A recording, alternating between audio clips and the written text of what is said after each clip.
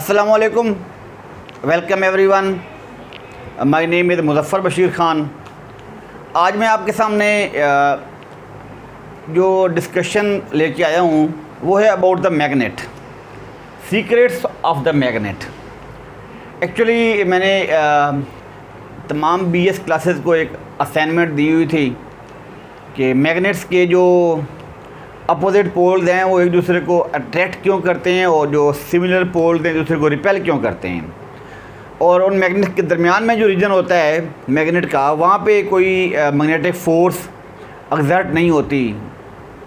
इसकी क्या वजह, ये मैंने एक असाइनमेंट दी थी तो स्टूडेंट्स ने कोशिश की, बट मैंने सोचा कि उनको एक अच्छा सा आंसर और एक्सप्लेनेशन मैं ख़ुद दे देता हूँ। तो उसके लिए देखें होता क्या है magnet piece of iron or other material which has its components atoms so ordered that material exhibit attraction or repulsion is called magnet।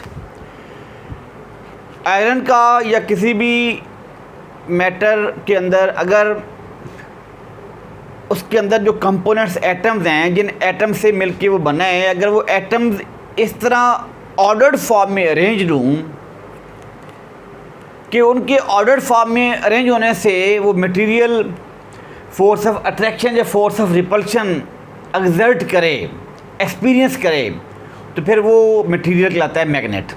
ये नेचुरली भी पाए जाते हैं और इनको हम खुद आर्टिफिशियल स्टाइल में बना भी सकते हैं।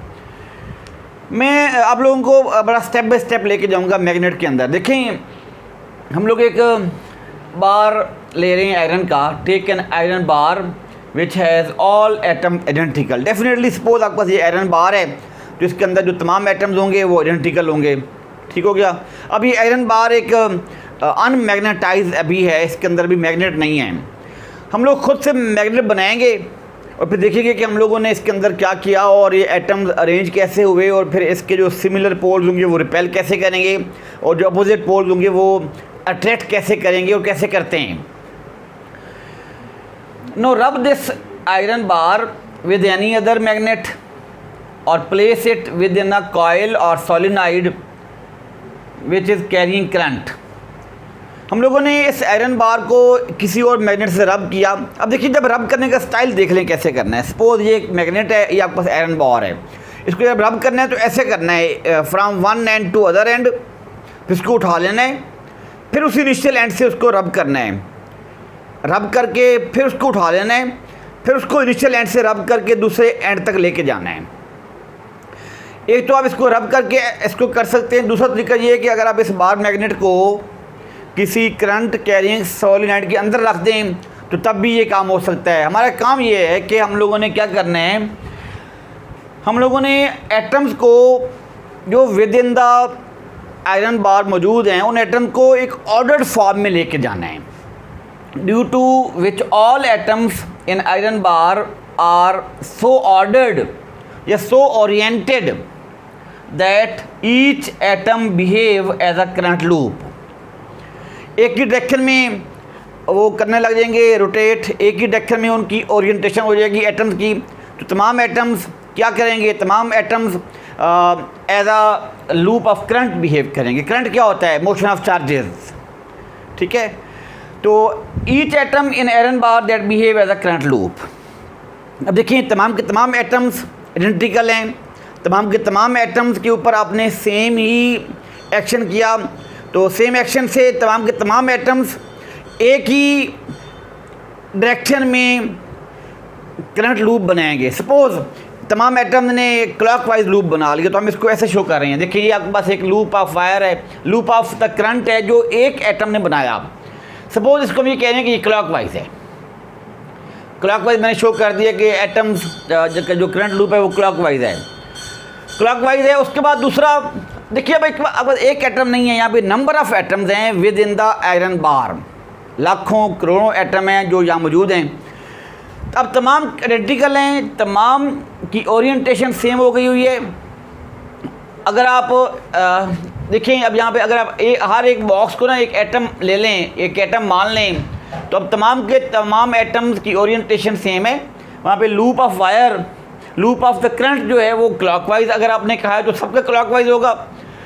अब ज़रा गौर करें कि एंड पर क्लॉकवाइज है, लेकिन ये जो दरमियान वाली जगह है ना, यहाँ पे एक तरफ क्लॉकवाइज होगा और जो दूसरा नेक्स्ट एटम होगा उसकी डायरेक्शन उसके अपोजिट होगी। जो अंदर वाले एटम हैं सारे, जो अंदर वाली लाइन्स हैं सारी, वो सारी लाइन्स यहाँ पर दो होंगे करंट की डायरेक्शन, एक क्लॉकवाइज एक एंटी क्लॉकवाइज। इससे क्या होगा, अंदर जो तमाम के तमाम एटम्स होंगे ना वो एक दूसरे को कर देंगे कैंसल डाउन, एक दूसरे के इफेक्ट को कर देंगे कैंसल डाउन।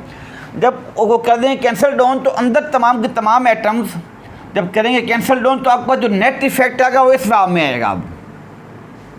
अब ये भी क्लॉकवाइज है, लेकिन अंदर वाला हिसाब ने यहाँ पे शो नहीं किया। वजह यह है कि अंदर तमाम के तमाम एटम एक दूसरे के इफेक्ट को कैंसिल डाउन करते जा रहे हैं अपोजिट डायरेक्शन में की वजह से।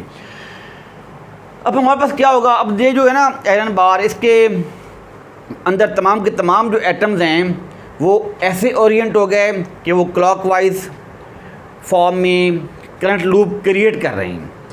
अब देखें ये आपके पास एक वही आयरन बार जिसको मैंने शुरू में लिया, इसके दो एंड्स हैं, हमने एक एंड को ए कह दिया, एक को बी कह दिया है। अब इनको ए बी भी कह सकते हैं, इनको आप एक्स वाई का नाम दे सकते हैं, इन्हीं को आप पोल्स भी कह सकते हैं, नॉर्थ या साउथ भी कह सकते हैं, लेकिन हमने इनको अभी तक ए बी का नाम दिया है। अब इसके यहाँ पर ए एंड पर भी जो डायरेक्शन है वो क्लॉकवाइज है, direction of current produced by the orientation of the atoms. यहाँ पर भी ऐसे ही है, दूसरे एंड पर भी direction of the current produced by the orientation of the atoms, ये भी क्लॉकवाइज है। तमाम के तमाम एटम आइडेंटिकल हैं, तमाम के तमाम एटम की ओरिएंटेशन सेम हुई है क्लॉकवाइज। यहाँ तक हम पहुँच गए, ठीक हो गया जी। अब देखिए नेक्स्ट आपके पास क्या है, अगर आपके दो वायर्स हैं ना, उन दोनों वायर में अगर आप करंट पास करवाते हैं और करंट की डायरेक्शन अगर सेम है तो एक एक्सपेरिमेंटल फैक्ट है, आप लोग कहीं पर भी बैठ कर ये एक्सपेरिमेंट कर सकते हैं कि अगर दो वायर्स हैं, उन वायर में अगर आप करंट पास करवाते हैं, अगर करंट की डायरेक्शन सेम है तो क्या करेंगी वो वायर्स एक दूसरे को करेंगी अट्रैक्ट। ये आई करंट है एक वायर में, ये आई करंट दूसरी वायर में, current in the same direction flow कर रहा है, दोनों वायर्स में करंट की डायरेक्शन सेम, तो आप एक्सपेरिमेंटली चेक कर सकते हैं। Then these wires will attract each other, यहाँ पे अट्रैक्शन होगी। देखिए यहाँ पे वही बात अब हम यहाँ पर ले रहे हैं कि एक बस एक बार आयरन का, इसका एक एंड ए दूसरा एंड बी, इसी तरह हमने दूसरा बार लिया, दोनों को आपने सेम स्टाइल में रब किया, दोनों के अंदर आपने ओरिएंटेशन सेम स्टाइल में प्रोड्यूस कर दी, एक एंड ए एक एंड बी, दूसरा एंड ए, इसका भी ये वाला एंड बी। देखें अगर आप यहाँ से एक साइड पे खड़े होकर देखें ना तो एक एंड पर अगर ओरिएंटेशन या जो करंट का लूप बना हुआ है वो अगर क्लॉकवाइज है तो दूसरे एंड पे भी क्लॉकवाइज होगा। इसी तरह अगर आप दूसरे आयरन बार को उठा के उसके करीब रखें और इस तरह रखें कि देखें दूसरे एंड पर भी, इसका भी दूसरे आयरन बार का जो ये वाला एंड है यहाँ पर भी डायरेक्शन ऑफ करंट लूप वो क्लॉकवाइज है, डायरेक्शन सेम है। पहले और आयरन बार में और दूसरे आयरन बार में डायरेक्शन अगर सेम है करंट की तो वो क्या करेंगे, तो वो एक दूसरे को करेंगे अट्रैक्ट।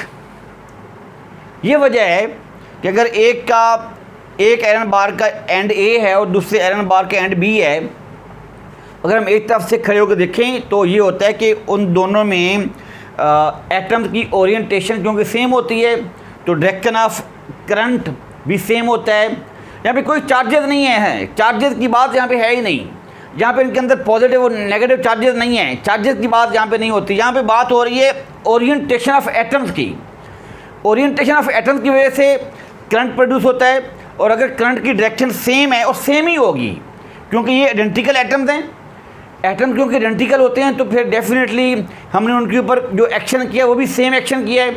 रब जो किया, एक्सटर्नल फील्ड बनाया, एक्सटर्नल फील्ड से जो रब किया, नेचुरली भी ऐसे होता है।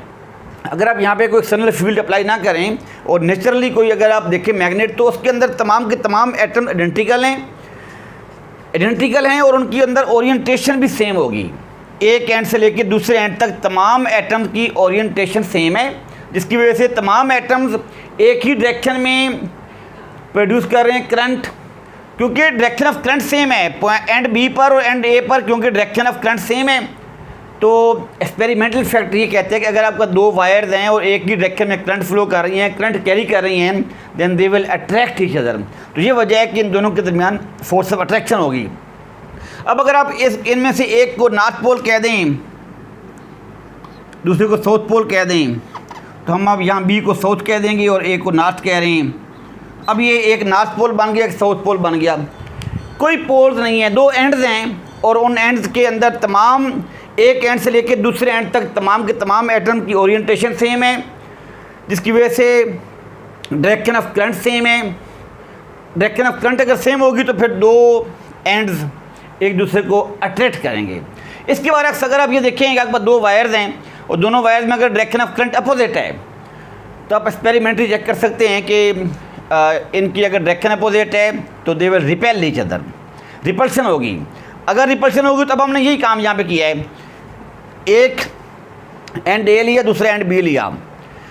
अब देखिए, अगर आप इस आयरन बार को, जिसका एंड पहले ए दूसरी तरफ था हमारे, जो हमें क्लॉकवाइज नज़र आ रहा था, उसमें करंट की डायरेक्शन क्लॉकवाइज थी, अब अगर आप उसको घुमा के इस तरफ कर दें तो अब वो डायरेक्शन ऑफ करंट में एंटी क्लॉकवाइज फील होगी।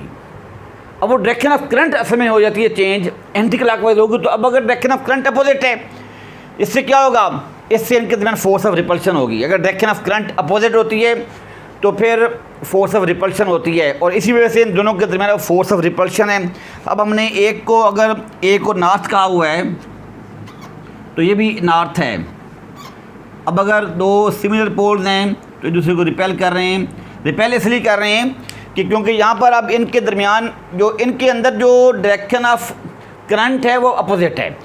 ये तो आ गया कि सिमिलर पोल रिपेल क्यों करते हैं और अपोजिट पोल अट्रैक्ट क्यों करते हैं।